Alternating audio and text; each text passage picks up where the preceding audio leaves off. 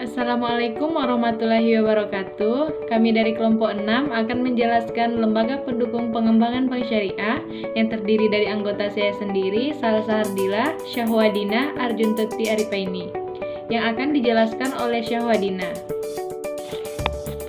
Lembaga pendukung pengembangan bank syariah. Perkembangan perbankan dengan menggunakan prinsip syariah atau lebih dikenal dengan nama bank syariah di Indonesia bukan merupakan hal yang tidak asing lagi.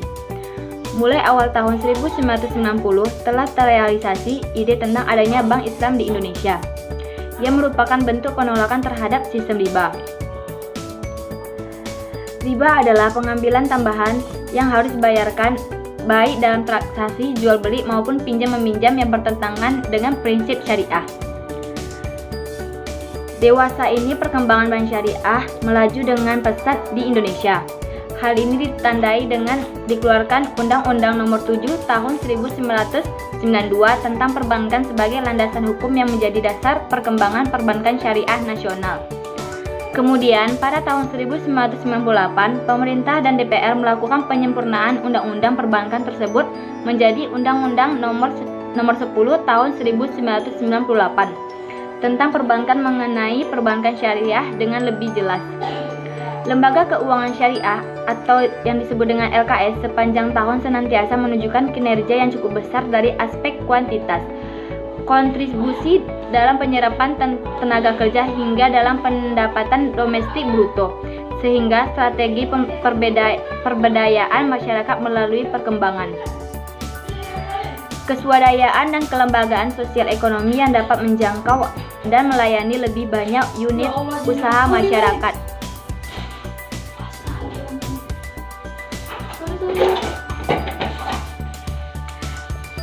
Lembaga keuangan syariah adalah lembaga keuangan yang bekerja beroperasi menurut prinsip dan konsep syariah dengan prinsip profit loss sharing sebagai metode utama.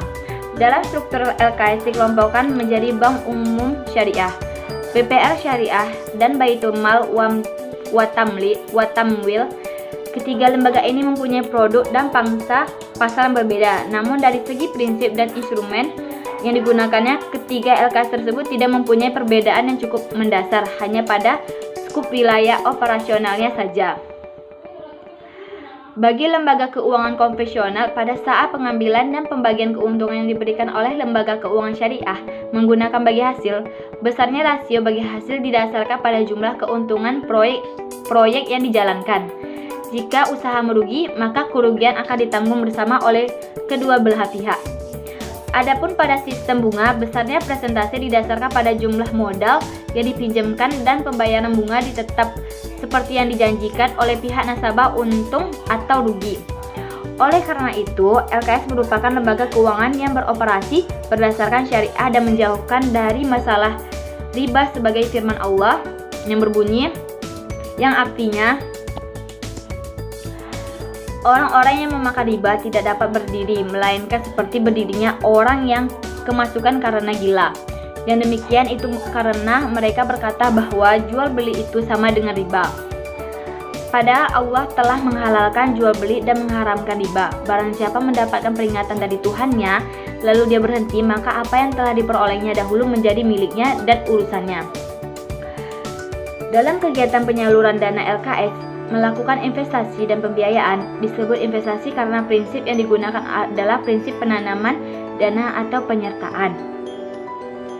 Dan keuntungan yang akan diperoleh bergantung pada kinerja usaha yang menjadi objek penyertaan tersebut sesuai dengan nisbah bagi hasil yang telah diperjanjikan sebelumnya. Disebut pembiayaan karena LKS menjadikan dana guna membiayai kebutuhan pengelola dana yang memerlukan dan layak memperolehnya. Usaha pokok dari LKS adalah memberikan pembiayaan dan jasa-jasa lainnya dalam lalu lintas pembayaran serta peredaran uang yang pengoperasiannya disesuaikan dengan prinsip syariah Islam dan dasar operasionalnya menggunakan prinsip bagi hasil.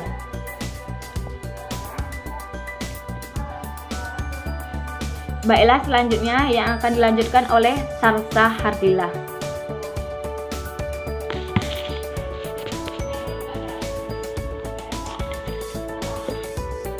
Prinsip bagi hasil merupakan karakteristik umum dan landasan dasar bagi operasional LKS secara keseluruhan. Berbeda dengan pembiayaan menggunakan sistem bunga yang diterapkan oleh lembaga keuangan konvensional. Pembiayaan dengan sistem bagi hasil lebih memberikan citra keadilan. Pada dasarnya salah satu fungsi dari LKS adalah intermediasi antara masyarakat yang kelebihan dana dan masyarakat yang membutuhkan dana. BMT sebagai LKS mikro memiliki segmentasi menengah ke bawah. Untuk memulai suatu usaha diperlukan modal seberapapun kecilnya. Ada kalanya orang yang mendapatkan modal dari simpanannya atau dari keluarganya bahkan rekan-rekannya. Jika tidak tersedia, peran institusi keuangan menjadi sangat penting karena dapat menyediakan modal bagi orang yang ingin berusaha. Baitul Mal wat Tamwil atau BMT terdiri dari dua istilah yaitu Baitul Mal dan Baitul Tamwil. Baitul Mal lebih mengarah kepada usaha-usaha pengumpulan dan penyaluran dana yang non-profit seperti zakat, infak, dan sedekah. Sedangkan Baitul Tamwil sebagai usaha pengumpulan dan penyaluran dana komersil. Usaha-usaha tersebut menjadi bagian yang tidak terpisah dari BMT sebagai lembaga pendukung kegiatan ekonomi masyarakat kecil dengan berlandaskan syariah. Masyarakat yang membutuhkan dana kecil untuk keperluan bisnis, sosial, bahkan untuk keperluan konsumtif dapat mengajukan pembiayaan ke BMT selama memenuhi persyaratan yang telah ditentukan. Beberapa dengan lembaga keuangan konvensional lainnya. BMT sebagai lembaga keuangan mikro syariah dinilai lebih memudahkan bagi setiap pengusaha untuk memenuhi kebutuhan modalnya, yang menjadi salah satu kendala untuk dalam setiap usaha. Disebut memudahkan karena melayani pembiayaan bebas bunga atau bisa dikenal dengan sistem bagi hasil, dan juga memudahkan dengan memberikan pembiayaan dengan meniadakan agunan seperti yang menjadi ciri khas utama setiap lembaga keuangan konvensional dalam memberikan pinjaman. Pembiayaan yang diberikan oleh lembaga keuangan mikro tersebut memiliki prospek perkembangan yang sangat baik. Semakin tinggi nilai presentasi mengindikasikan bahwa semakin tinggi nilai yang disalurkan. Hal ini menunjukkan bahwa pembiayaan syariah berfungsi sangat baik dengan financial intermediary. Efektivitas pembiayaan suatu lembaga keuangan atau BMT menjadi satu hal yang mendesak terutama bagi masyarakat ekonomi lemah. Apabila efektivitas pembiayaan dapat dicapai maka berdampak positif bagi nasabah dan BMT itu sendiri. Meningkatnya kesejahteraan nasabah melalui peningkatan produksi, meningkat pendapat nasabah, peningkatan nilai aset, perbaikan rumah maupun membuka usaha baru, meningkatkan modal, dan meningkatkan konsumsi. Bagi BMT, yaitu terjamin keberlangsungan kegiatan pembiayaan karena perputaran modal lancar. Sehingga penting kiranya topik analisis efektivitas pembiayaan syariah bagi usaha kecil ini untuk dikaji. Dengan semaraknya perkembangan sektor perbankan syariah, terutama pasca Undang-Undang Nomor 10 Tahun 1998, maka diharapkan dapat lebih membantu perkembangan UMKM. Melalui pembiayaan yang diberikan oleh bank syariah dengan karakteristik yang berbeda dengan kredit atau pinjaman dari bank konvensional, maka UMKM akan dapat memenuhi kebutuhan permodalan yang dimaksud. Masalah yang muncul kaitannya dengan hal ini adalah mengenai jenis pembiayaan apa yang cocok untuk UMKM dan bagaimana sebaiknya bank syariah menyikapi kebutuhan UMKM. Kegiatan utama yang dilakukan dalam BMT ini adalah pengembangan usaha mikro dan usaha kecil, terutama mengenai bantuan permodalan untuk melancarkan usaha pembiayaan tersebut.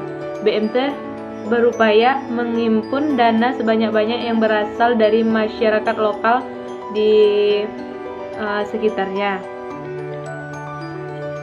Baiklah, selanjutnya akan dijelaskan oleh Arjun Teti Aripaini.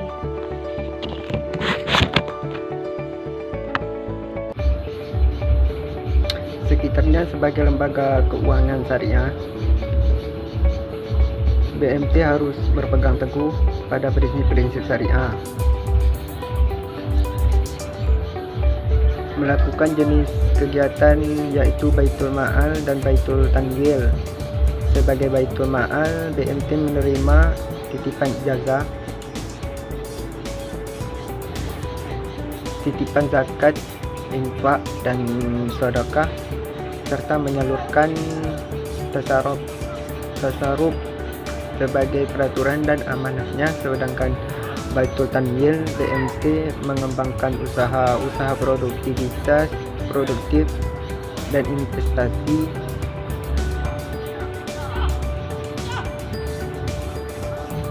dalam meningkatkan kualitas kegiatan pengusaha kecil dan mendorong kegiatan menunjang pembiayaan ekonomi. Dan BMT berfungsi suatu keuangan syariah. Lembaga ini berfungsi sebagai keuangan syariah, menghimpun